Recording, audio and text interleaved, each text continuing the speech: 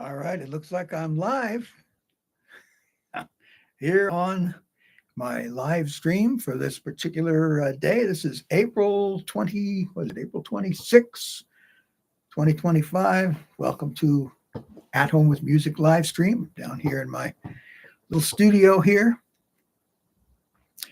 Now, this particular live stream, I'm calling this the Elton John Challenge, and also we're going to take a little bit more of a look at the Family Songbook.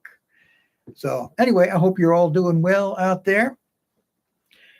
We are still recovering from the big storm from last fall, back in September. But a lot of stuff is going on. The Army Corps of Engineers has been doing a lot of work here in Western North Carolina. And so a lot of debris is being cleared, and spring is here. And so you can kind of see out my window there. That's basically my view from down here in my little hole. Anyway, so we're doing well here in Asheville, North Carolina, and I thank you for tuning in today. So what this challenge is about, I've talked a lot about how important it is for you as a piano player, how any piano player, any musician really, should be able to play in every key. And that ability, you gain that from learning all the chords and the scales and what chords are contained within each key and so on. A lot of folks that I've known who studied piano the traditional classical method, which is a very valuable way to study, by the way, I'm not putting that down in any way, shape, or form. They learn the sharps and the flats. They start in the key of C and they move on to F, and then move on to B flat, or they go the other way. They start in the key of C and they move to G and D. But then eventually they stop and they only know how to play in a few different keys. The way I teach, we learn all the chords, all the keys, all at once, and then you're able to play in every key. Now, by the same token, a songwriter like Elton John, who is classically trained, is also able to write songs in pretty much every key. And so I thought to myself, has he written a song in every possible key? Now, I've always been fascinated by Elton John's music. Back in the 70s, I remember one magazine writer saying it's an Elton John world out there, because everybody was an Elton John fan, and everybody went and bought his albums, and everybody went to see him play. I've seen him in concert once when he was touring with Billy Joel, and of course I've seen a lot of concert videos of him. But I was always fascinated by the way he wrote songs, because it's very different from the way a lot of rock and rollers hear songs. Well, by the way, I hope you can hear me okay.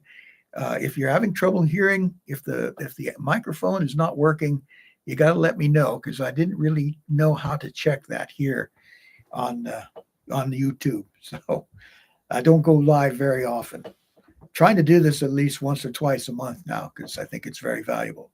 Anyway, he wrote songs in what I would say is the classical way.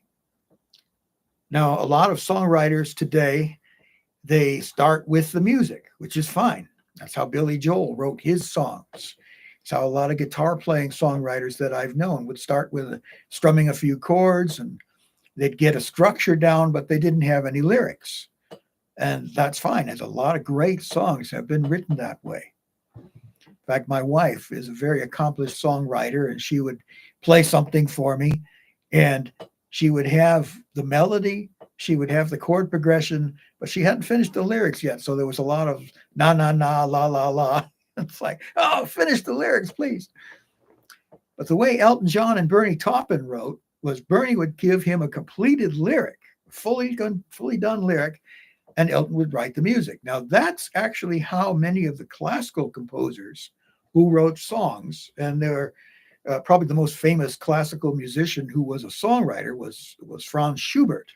He wrote over 600 songs, but he always started with a completed text, with a completed lyric. That I didn't really call them lyrics in those days. They just called it the words, the text. And then he would write the tune to it, sometimes within a single day.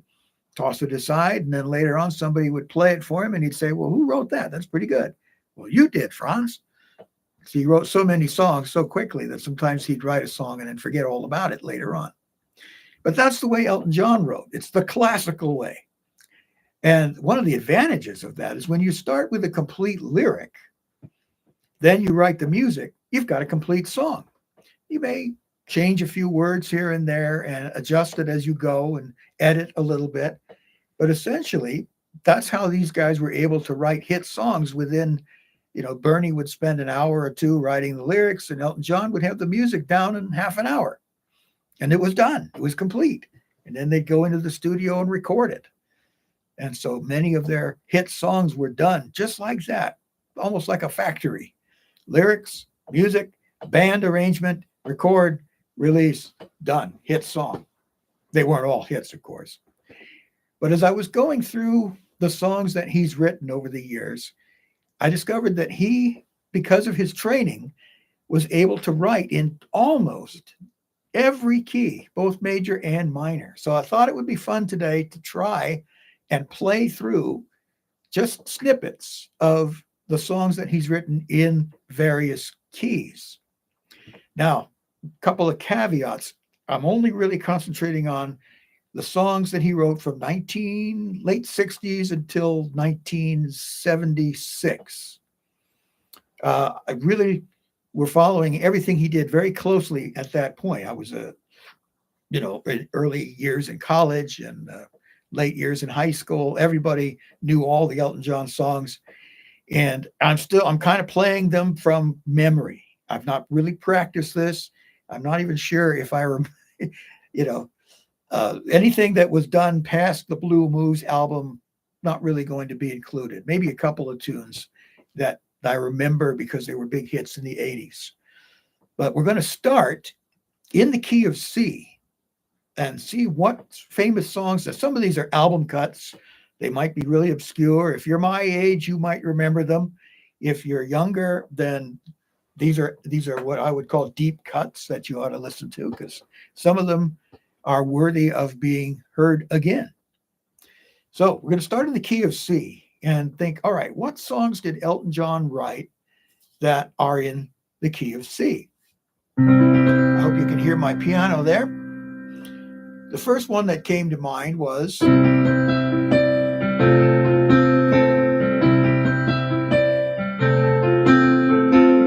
now, I can't sing very well. Definitely don't sing like Elton John. But I'm hoping that you can recognize these tunes just from the piano parts. That was one of the things that really set his music apart, was all these little piano riffs that he would come up with. So everybody knows that as Tiny Dancer. Okay, and then I can think of another one. Let's see.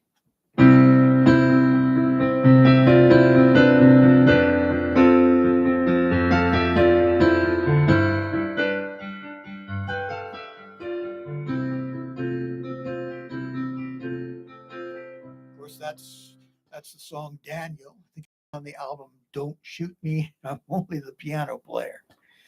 Right? Another song in the key of C. And that one uses some really nice chords. And then occasionally he throws in the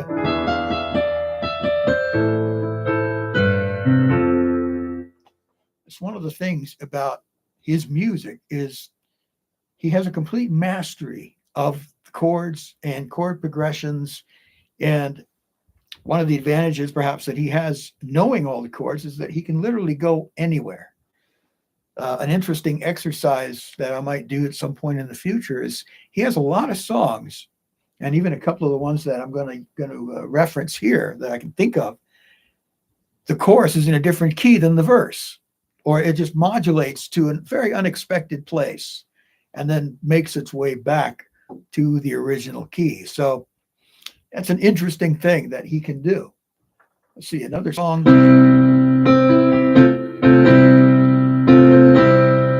Very gospel flavored song. And then it actually quickly modulates to A minor.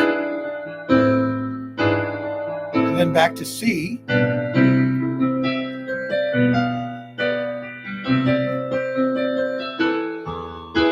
you think it's going to go back to A minor, and he goes right back to C.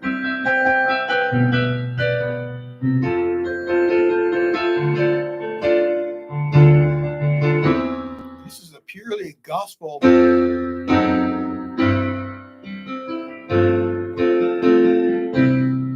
Very, very gospel sound to that one.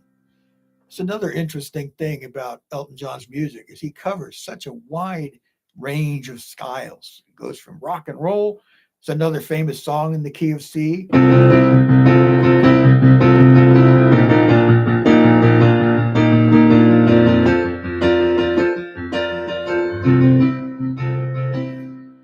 That one's in C, but interestingly, he does this thing where he goes counterclockwise on the circle of fifths and then works his way back to C.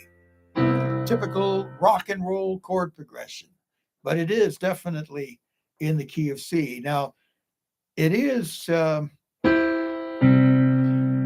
of those songs that actually goes, and then the verse is in the key of G. And then it works its way back to C for the chorus. So that's one of those songs where the verse and the chorus are in different keys. He does that a lot, by the way. Let's see, any other songs? Oh my goodness, how could I forget this one?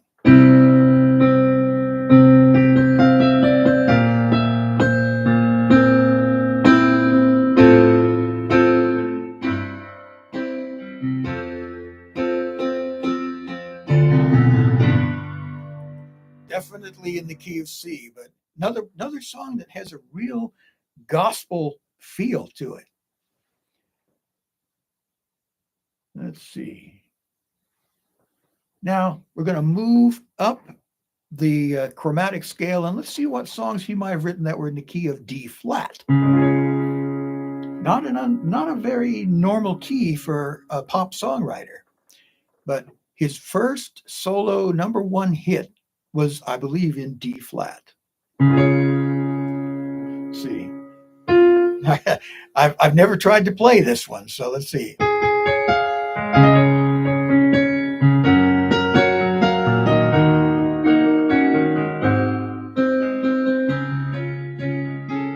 Oops.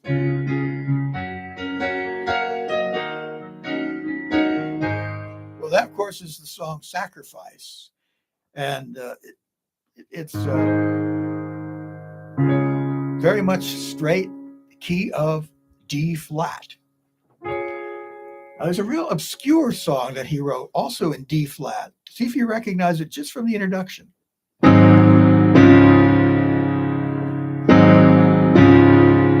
And a weird chord here.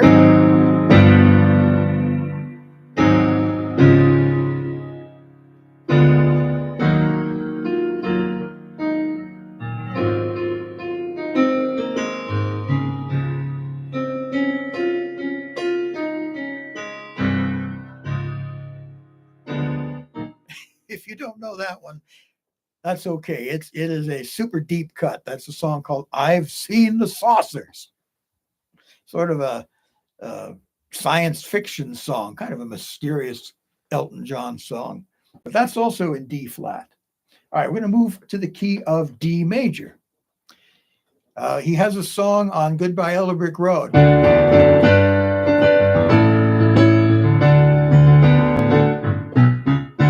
It's called Social Disease. And I can't sing it. And the arrangement has a lot of banjos and stuff on there. Oh, very country sounding. And the first song on Tumbleweed Connection. I'm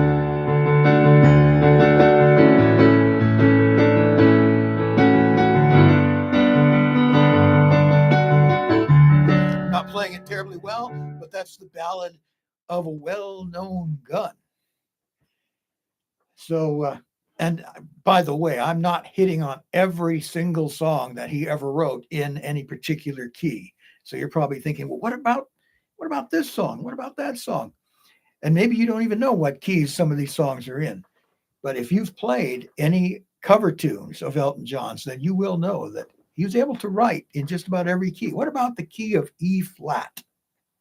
Well, his most famous song, his signature tune, is in E flat.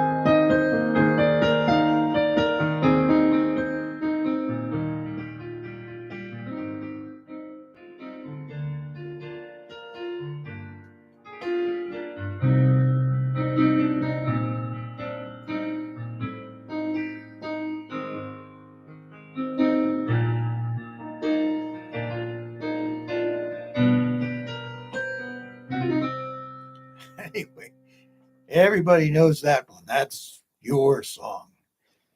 And interestingly, the first song that he and Bernie Taupin wrote together that they considered was a good song was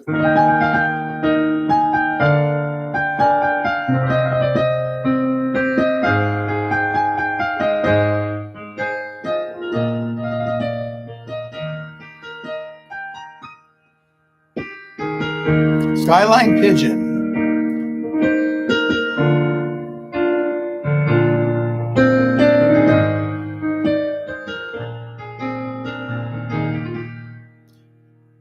In fact, he almost says this one, or he has said in the past, that this is more like a hymn than a pop song, but it is also in the key of E flat. Interestingly, if you go back and listen to it, I think it's on the Empty Sky album from way back in like 1969, 68.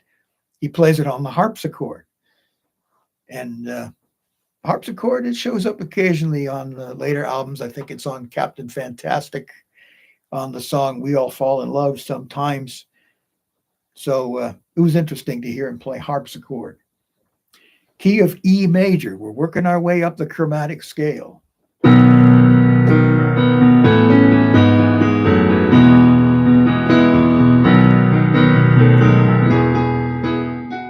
Another super famous song.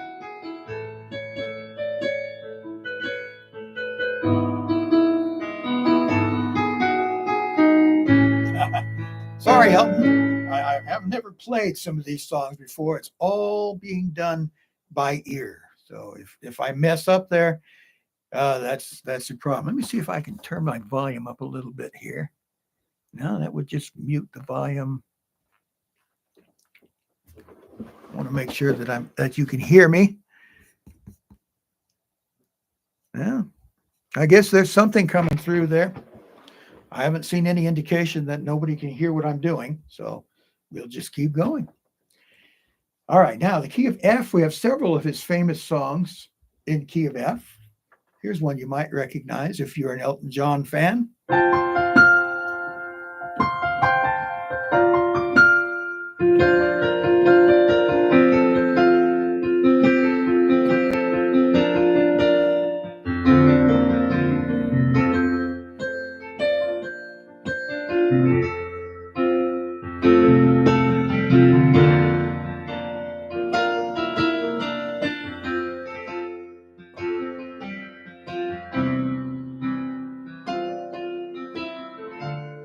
Well, anyway, that's Leave On.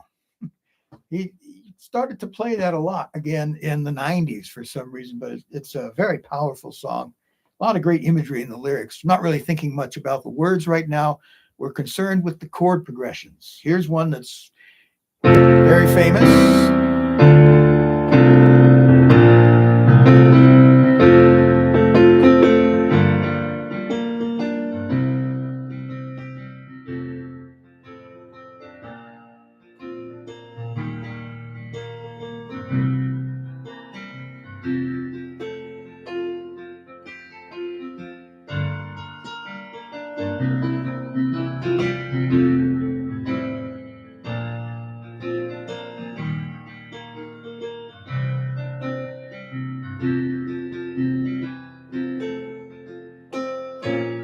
I love the chorus on this. I even use this as an example of tonicization. It doesn't really modulate, but it sounds like it is.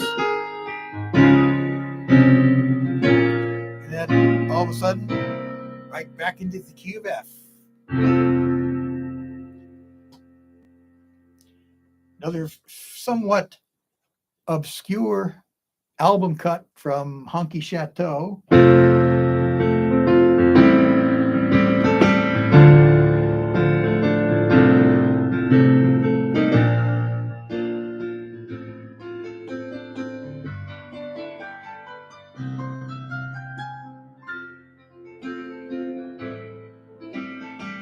That's a song called Millow. Once again, this is a demonstration of all the different styles that he was able to write in. This one almost has sort of a Narlands jazz feel to it. And it, of course, has the really cool electric violin in there. Here's a song from the album Caribou.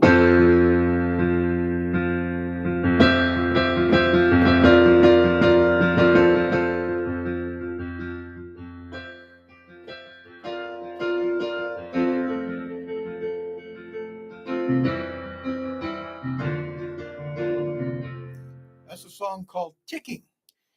And I encourage you to listen to that one. He's never done a song like that before and has never done one like that since. It's a story song, and it's taken on a tremendous relevance when you consider some of the things that have happened in the last several years. And I'm not going to spoil it by telling you what the song is about. You need to go check it out. It's, of course, just about everything from this period in his career is available on YouTube or on Spotify or Amazon or wherever you want to hear music these days.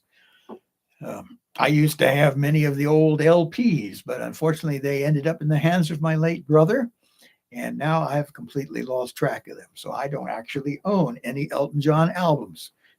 I've got a huge collection of LPs, but for some odd reason, I don't have any Elton John LPs because they all wound up with another member of the family. That's okay. I don't have anything to play them on anyway.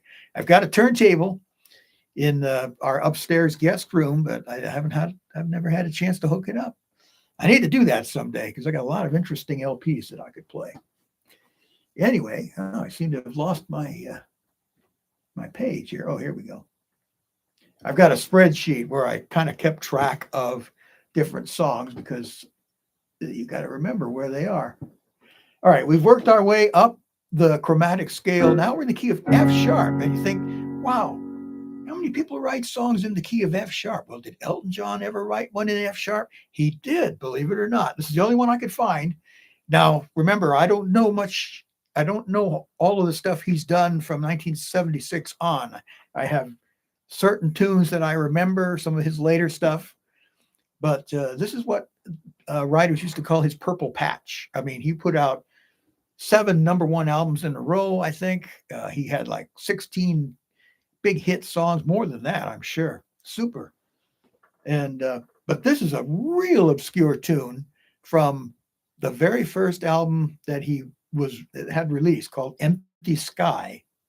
We didn't see it in the United States till several years after it was done, back during the time of the Elton John craze, if you like. And the interesting thing about it is it starts with a D major chord, and then it does this. Now we're in F sharp major. It's a song called The Scaffold. And if you look at the lyrics, don't even try to figure out what they're about. I have no idea.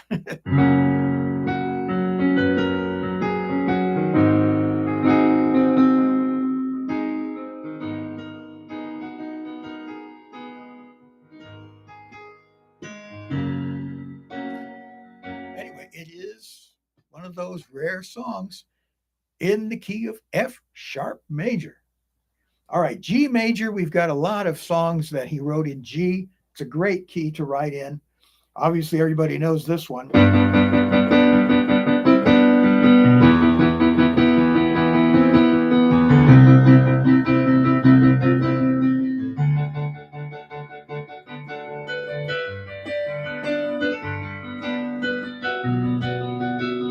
Anyway, that's the world famous Crocodile Rock. That's in the key of G.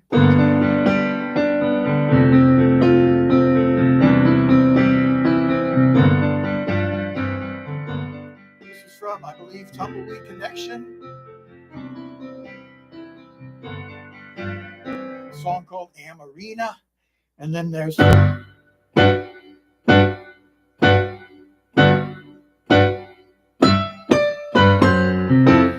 Benny and the Jets. Everybody knows Benny and the Jets. Let's see. There was one that I liked from the Caribou album.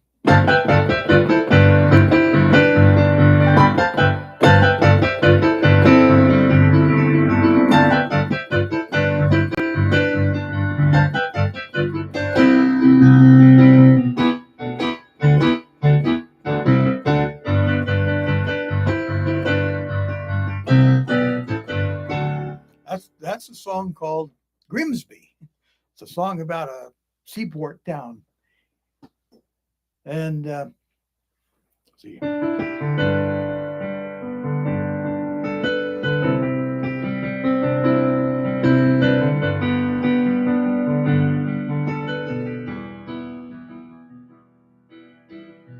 That's, of course, the title song to Captain Fantastic and the Brown Dirt Cowboy, also in the key of G. Now we're moving on to A flat. Probably the most famous song he wrote in A flat starts out like this. I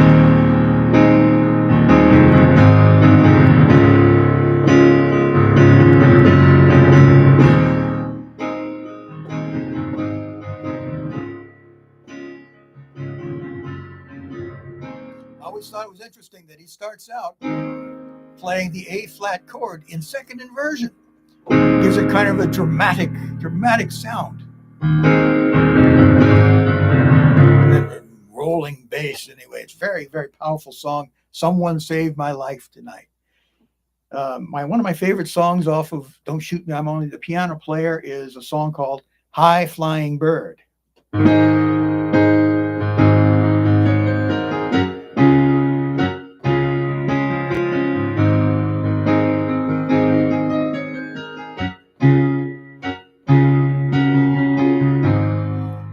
And it's an interesting tune because it sticks very close to A flat.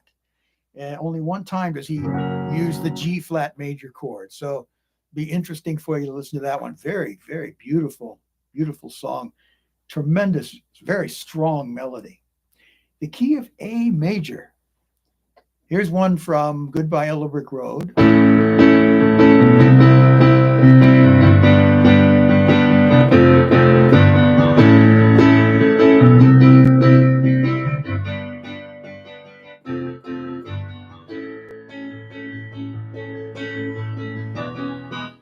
Love Lies Bleeding. Of course, you have to get through Funeral for a Friend to get to it. Although there is one YouTube video that just cuts out all the instrumental stuff and goes right into this song. Anyway, that's in A major. And there's a song from Caribou that's a very beautiful ballad.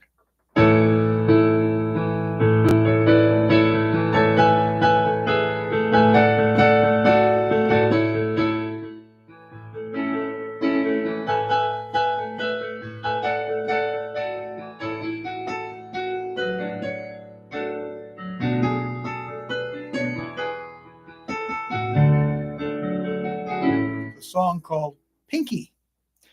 And it's one of those interesting tunes that I don't think he's ever performed it live. In all the years and all the concerts that he's done, he's never sung Pinky live, but it is a beautiful ballad. Interestingly, if you take the introduction to Ticking,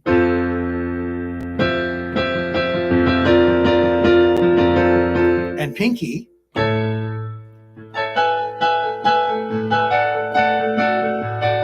there's a certain similarity there, but one is in the key of F, one is in the key of A. Well, what about B flat? Well, obviously everybody knows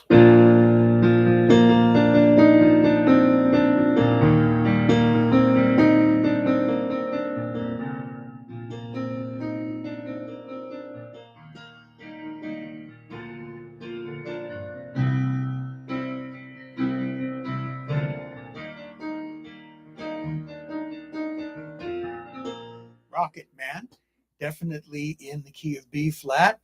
One of his biggest hits.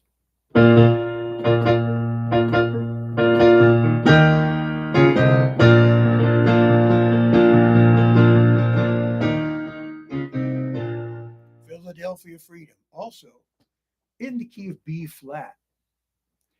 Now, by the way, I'm not hitting every Elton John song that was ever written in B flat. There are certainly others, but these are the ones that just kind of come to me off the top of my head, uh, having a pretty good knowledge of everything that he did from 1969, circa 69, 68, 69, up till 76. Key of B. Now, that's a key that not too many songwriters write in, but he did.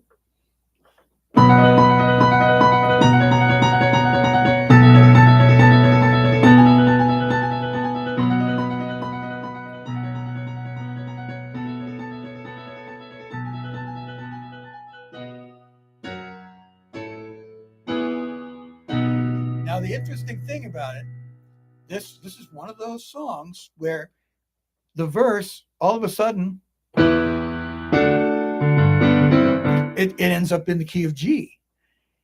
And then he ends up on the D chord. And then all of a sudden, we're back in the key of B for the chorus. So that's one of those songs where the chorus is in a different key than the verse, or it starts out with the chords from the chorus and goes to the verse in a different key, and then back to the original key. Another one that he wrote, this is from the Tumbleweed Connection album.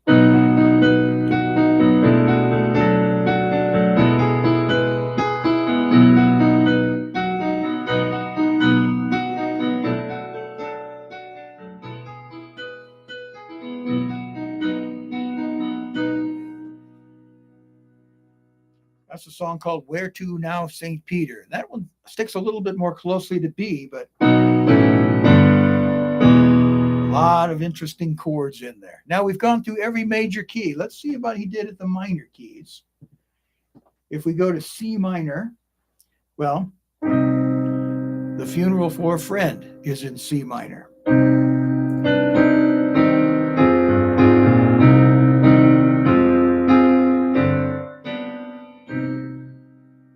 And there's a couple of others. If you go to, we're running out of time, but there's a song called Have Mercy on the Criminal, which is in C minor. There's another song called Talking Old Soldiers from Tumbleweed Connection, also in C minor. Now we get to the first key where I couldn't think of a song that he wrote in C sharp minor. Not a usual key for pop songs. So maybe you know of an Elton John song that's in the key of C sharp minor. It could be something from his later work that I'm not as familiar with.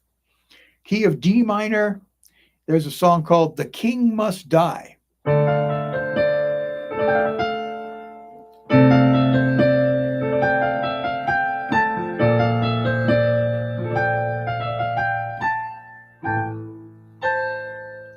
I don't play it very well, but that's off the Elton John album. What about E flat minor? Well, I can't play any part of this song. It's so guitar dominated. It's a song called Lady Samantha. Let's see. Oh, somebody says, thank you for your amazing piano performances. Wishing you good health and happiness. Thank you very much. That's from Hein Negun. I apologize if I mispronounced your name. Another person says, good morning. Good live stream. Well, we're having some fun with Elton John tunes here.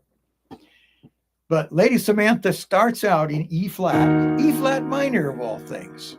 And then the chorus, one of those songs again, where the chorus is in a different key than the verse. And the chorus is in B flat. There's another song called Indian Sunset, where a great deal of the song is in E flat minor. And then he manages to modulate to G major. You've got to listen to it. Maybe we'll analyze that one someday, because that is a fascinating song. It's not really a pop song. It is a work of art. It's an amazing thing what he does musically, but unlike anything that had been done before. Definitely because he knows all the chords and how they fit together. Now, E minor, he has a really early tune called I Need You to Turn To.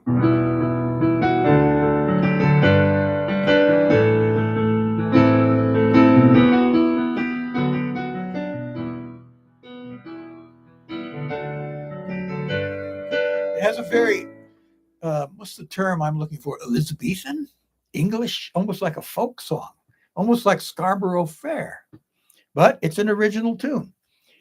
Another one of those songs, however, though, that it modulates briefly to the relative major. Just stays on that one chord, and it sounds like it's in G, but then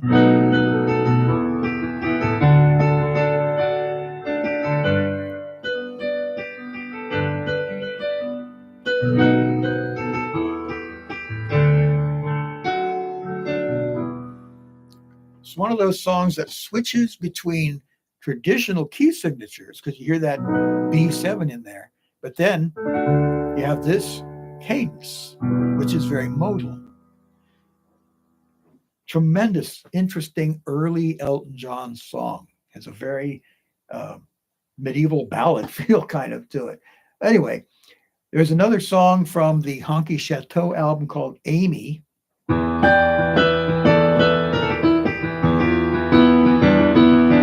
it's a difficult one to play on piano. It's sung in a very bluesy style. I think the Rolling Stones could have covered this particular song. So you might want to go look that one up on the old Honky Chateau album from, I think it was 1972. And interesting tune. And the electric violin on that one, just like on the song Mellow from the same album, is really a cool sound. You don't hear electric violin on many recordings nowadays. All right, we're continuing to move through the minor keys. Did Elton John ever write a song in F minor? Well, he certainly did. I don't think he ever wrote a hit song in F minor, but there's a beautiful album cut from Goodbye Yellow Brick Road that starts like this.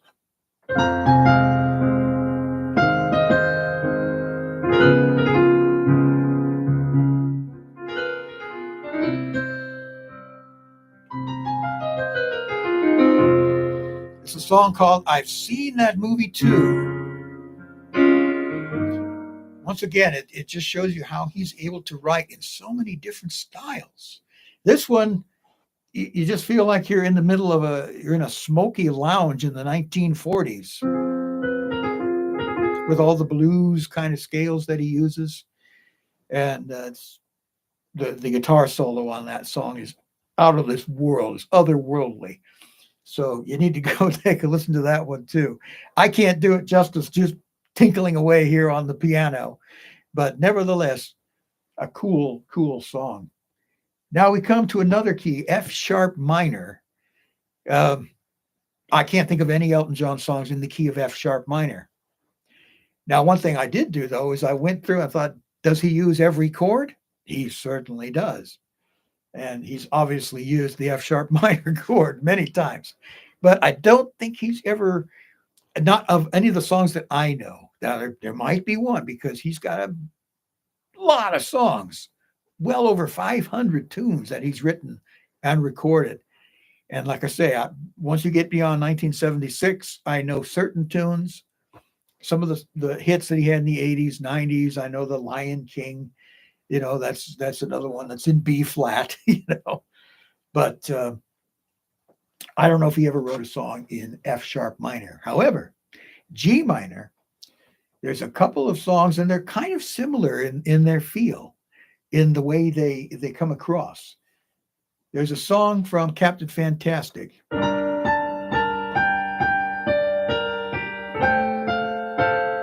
don't even know if I'm playing it right.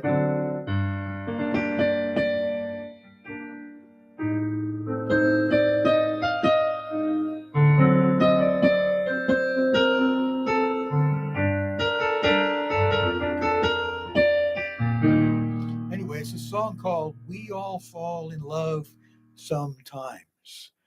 And I think that song kind of segues into another song called Curtains, and that's the end of the album. Obviously, that's probably one of his greatest albums was Captain Fantastic and the Brown Dirt Cowboy. That album came out, and immediately it was number one when it was released.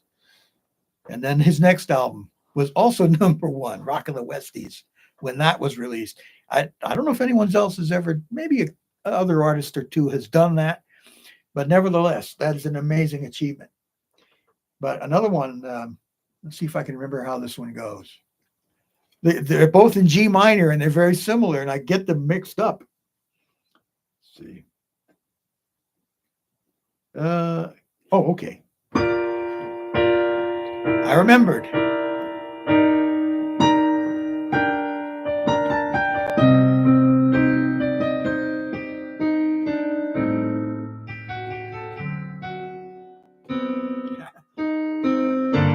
Well, anyway.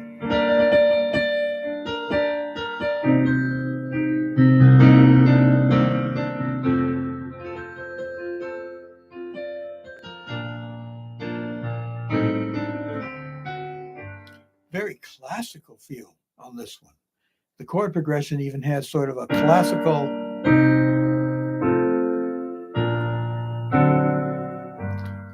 very much using the circle of fifths to create this beautiful chord progression. And it, once again, Elton's classical training really comes through on this one. So that's, of course, sorry seems to be the hardest word. We're almost there, folks. We only have 4 more keys to go. A flat minor. I can't think of an Elton John song that was written in the key of A flat minor. There might be one that I'm not aware of because he has certainly written a lot of songs. And every now and again, I get on YouTube and just try to find one I've never heard. A lot of them are from the 80s, 90s, 2000s.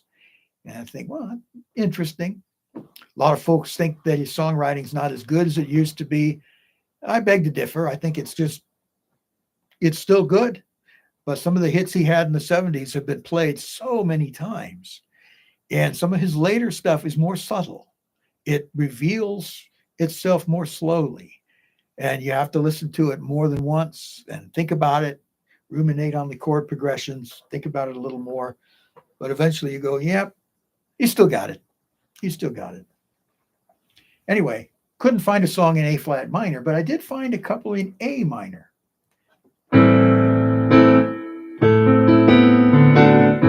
This is Madman Across the Water, and I'm not playing it right.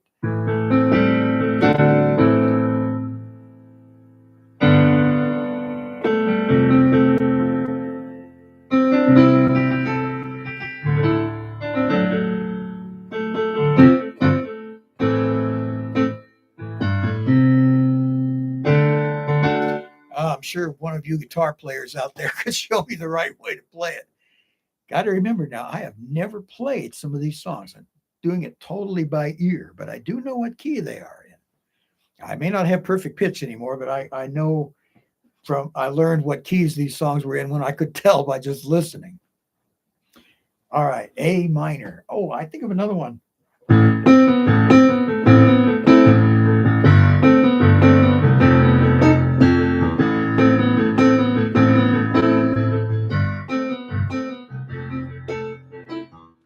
That's the beginning of a song called I'm Gonna Be a Teenage Idol. It's a very fun song. And also has some unusual chords in it where he'll go from. That's one of those things that a piano playing songwriter would do, throwing in some unusual chords that you're not expecting. Now, Elton John does that a lot as well. All right. B flat minor, another unusual key for a songwriter. But there is one, I kind of think of this one as an infamous song because of the subject matter, but musically it is pretty strong. Anyway,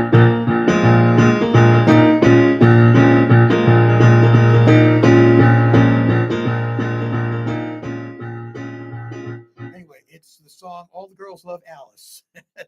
And I'm not a fan of the words for this one, but I do like the music. It's in B flat minor, and he's using all these crazy chords that guitarists are like, oh no, you want us to play E flat minor or B flat minor?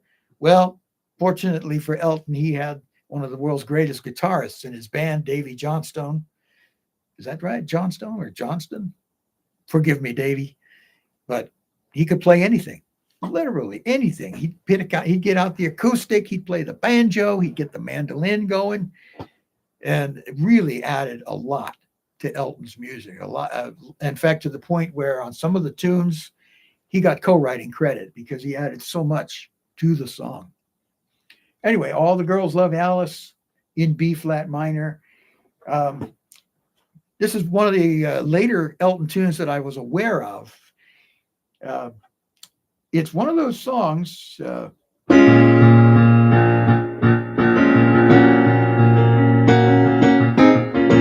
It starts out in minor in the introduction, but then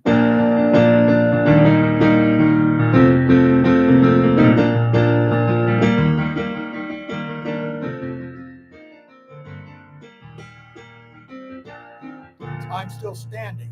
But then the chorus.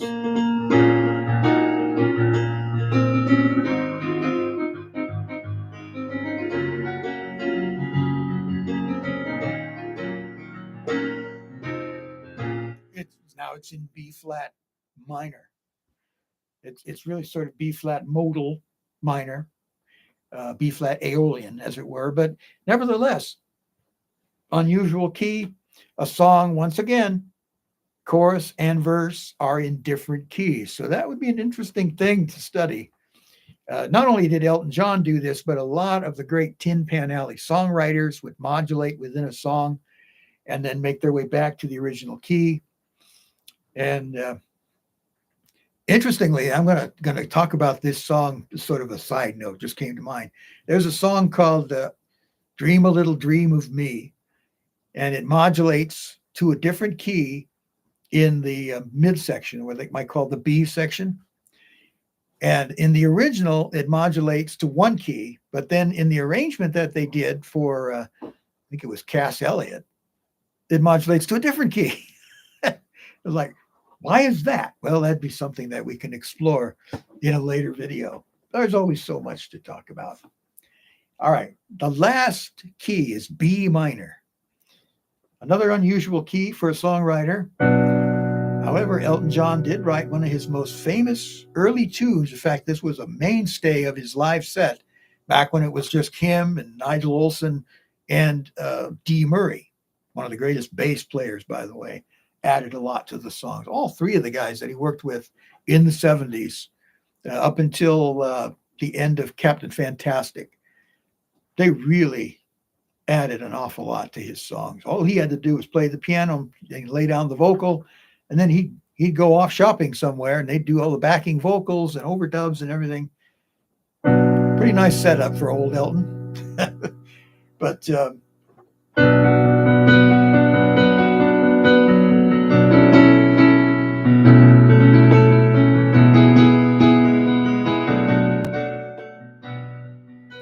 song called 60 Years On.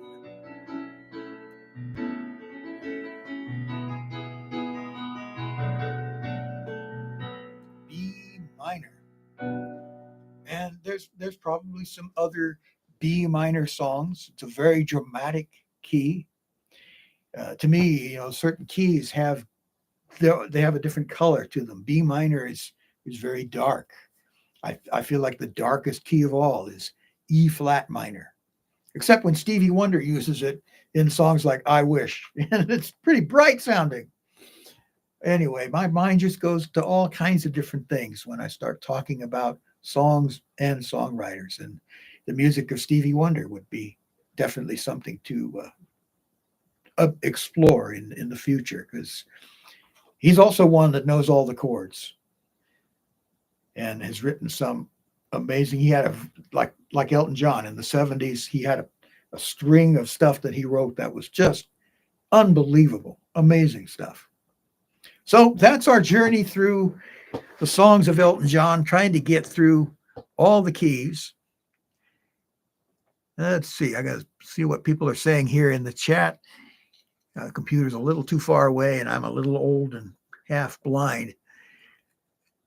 Let's see. Good morning. Good live stream. Perhaps Elton had some unconventional piano training. That's true. Not only was he a classically trained pianist, he went to the Royal Academy of Music. He didn't complete the course, but he did learn a lot of the basics of music theory. You can hear it in the way he wrote. But he also was in a band before he became famous as Elton John. He was Reginald Dwight in the band Bluesology, and he picked up a lot of, he had to learn a lot of rock and roll tunes. They were backing singers. It was very similar to, maybe this is why I have such an affinity for his music, because I write songs in the same way he does. I have to have a lyric. I don't write lyrics. I can. I've done it. They're not very good. Occasionally I've come up with a couple of good ones, but I find the music part of it much more in tune with what I am as a musician. And so I've written a children's album with a very talented friend of mine. Her name's Doreen. She wrote a bunch of children's songs and a book that I was able to narrate for her using my soothing voice. But we also wrote an entire album's worth of songs, which is on YouTube. You can just put my name, Leon Olguin, or Leon, if you like, Leon Olguin, Olguin, and you'll find silly songs and lullabies. I think that's the name of the album. I can't remember. But you'll hear me singing. Not, I'm more of a crooner. I'm not a rock and roller singer. But these songs were all written lyrics first. She handed me a whole set of lyrics, and I wrote the music. And it was very much an Elton John, Bernie Taupin type collaboration. And I have other friends that I've written songs with in that manner, where they supplied me with a completed lyric and I set it to music. I find very, not easy necessarily, but more natural for me to write a song that way. So that's my story, and so Elton John, he had the classical training, and then he was playing in the band and obviously had to learn all kinds of different styles, different songs. And the band did some originals, but they did a lot of cover tunes. And I'll tell you, there is nothing like being in a cover band where you're doing other people's music and you're having to learn to play in different styles. Now, I've talked about this in the past where I started out classical. I played nothing but classical music. And then in church, I started learning how to play hymns. And I started learning how to play gospel songs.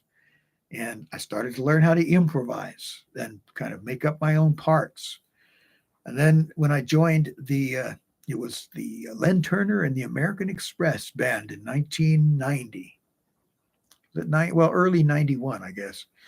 And I had to learn to play the standards and started to learn some jazz chords and so on, and built that up over the 12 years that I worked with him. He was my first agent. And he'd send me on these solo piano jobs in the country clubs where I'm sitting there, I'm playing things like Misty and Moonlight Serenade and all that. And I had to learn all these standard tunes, which I'm going to play a few of those for you from the Reader's Digest book here in a minute. Then I retired from working with Len to concentrate on my studio work. So I was an independent record producer, and I was doing that part-time while I was working with my agent Len Turner and playing a lot of live gigs. I probably played 100 to 150 a year. Then I concentrated on my work in the studio and produced CDs back when people actually put out CDs. Then I started working with Sybil Gage, and I'm looking over here and I have the poster from our first gig together in, I think it was 2006. And I worked with her for 10 years. And that's when I had to learn to play Nolan style jazz. And you can find some videos of me on YouTube playing with Sybil Gage. Totally different style. And that was part of my music education as well. And I think the freedom that she gave me to learn that particular style of playing made me a better and more well-rounded musician. And it was the same for Elton John. He learned to play every style there is. He's pretty much done everything: hard rock, soft rock, adult contemporary, ballads, up-tempo tunes, mid-tempo songs, R&B. He even had hits on the black music charts back in the 70s. Benny and the Jets became an R&B hit. Philadelphia Freedom charted in the R&B charts back then.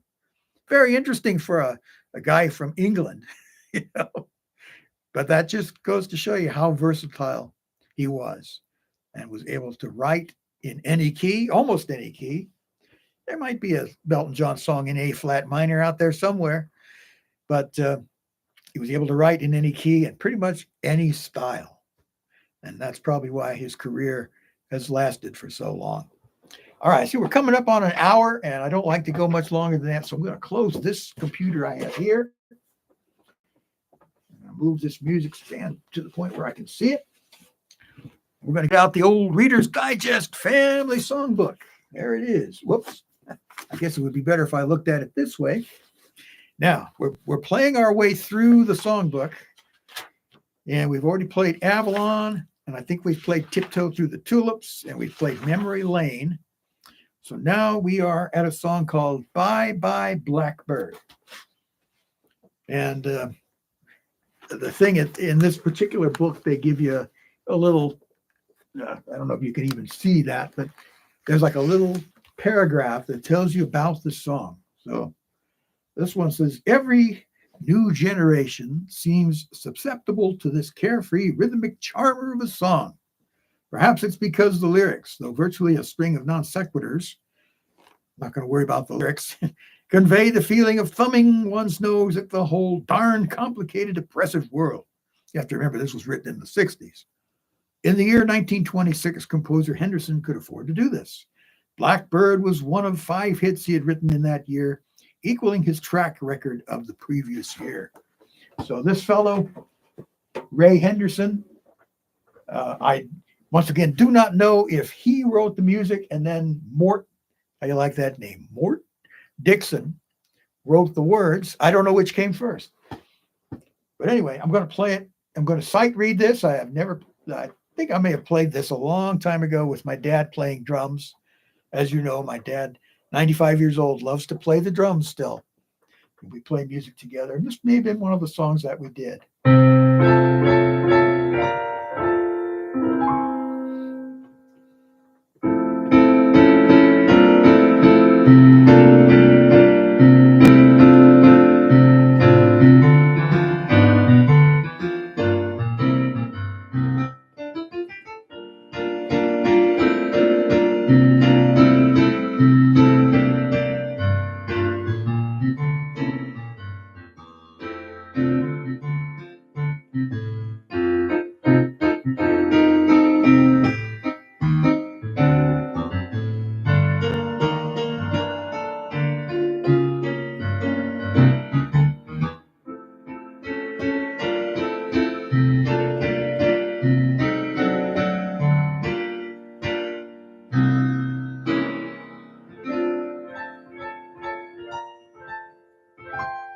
You know, I've always been impressed by these arrangements in this Reader's Digest songbook. I didn't add anything really to it. I didn't put any fancy runs in there. I just played exactly what's written on the page. These were designed to be used by classically trained pianists like I was at the beginning that were more comfortable reading notes rather than trying to play from a lead sheet.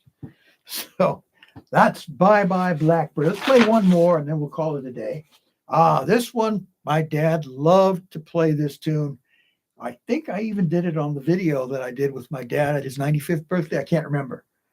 But this is Ain't She Sweet. In fact, this is a song that I think I'm going to analyze at some point on a regular video. So in 1959, Jack Yellen, he's the one who wrote the words, attended the 50th anniversary of his high school graduating class. As the writer of Ain't She Sweet from 1926 and dozens of other hit songs, he was somewhat of a celebrity. But his one-time English teacher was unimpressed. So you're the one who wrote Ain't She Sweet, she said. And I thought I taught you that ain't is bad grammar.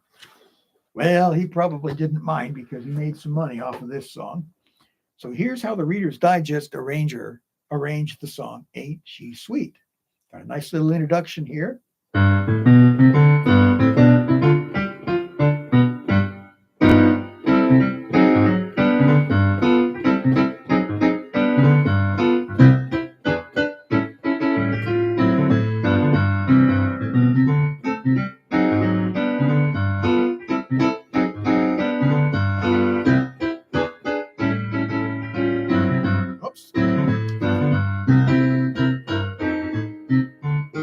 Nice bass part.